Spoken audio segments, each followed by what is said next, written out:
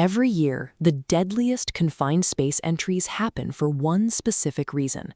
A worker descends into a space they assumed was safe, completely unaware they've just crossed into a permit-required hazard zone.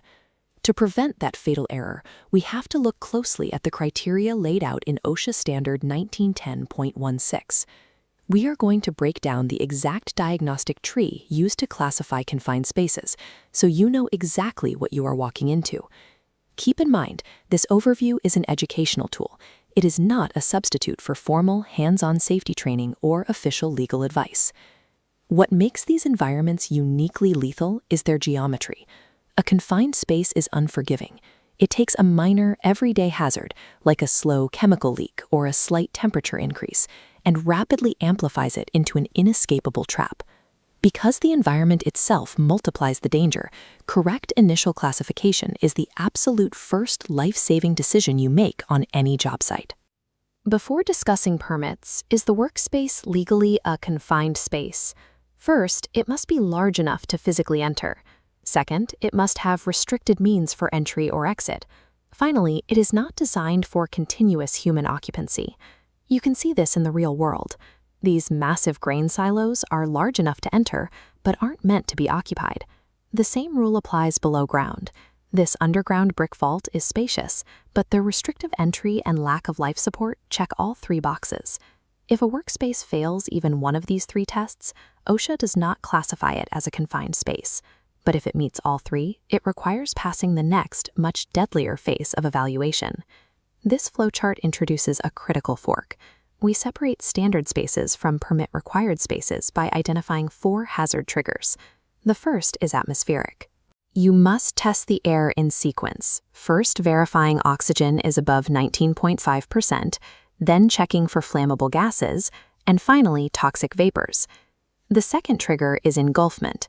This happens when loose granular materials like sand or grain or a sudden surge of liquid buries a worker. This cross-section illustrates the third trigger, internal configuration. If the walls converge inward or the floor slopes downward and tapers to a smaller opening, an entrant can physically slide down, become wedged, and asphyxiate. The fourth trigger acts as a catch-all for any other recognized serious safety or health hazard.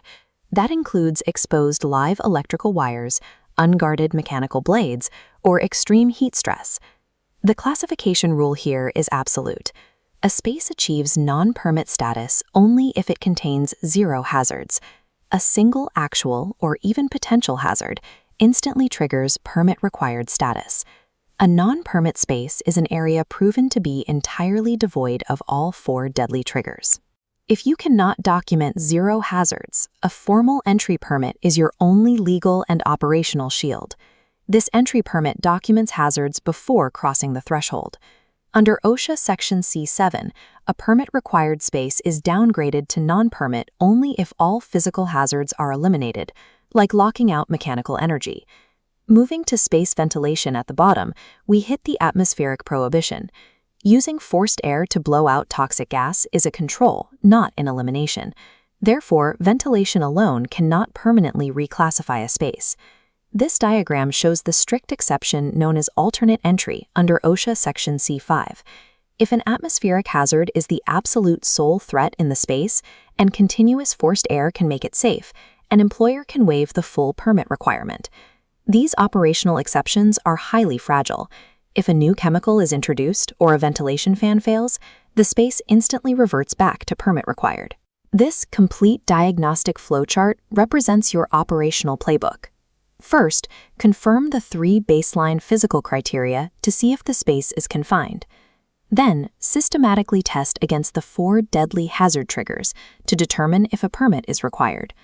Never assume a space is non-permit just because it looks routine.